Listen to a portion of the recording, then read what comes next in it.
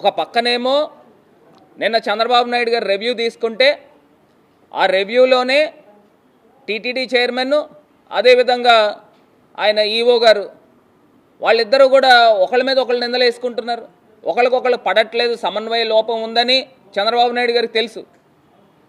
అసలు అక్కడ ఆ రకమైన కార్యక్రమం చేస్తూ నాకు ఒకటి అర్థం కాని అంశం ఏంటంటే, అసలు దేవస్థానమా లేకపోతే రాజకీయ పార్టీ కార్యాలయమా? అసలు అక్కడ ఆ రకమైన ఆ ప్రక్రియ ఏంటండి? నాకు అర్థం కాల.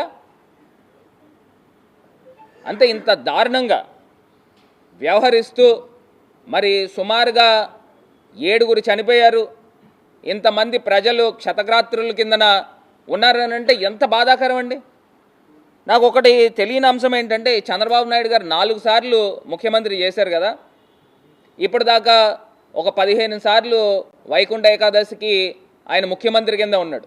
క్రౌడ్ మేనేజ్మెంట్ చేయడం చేత కాదండి?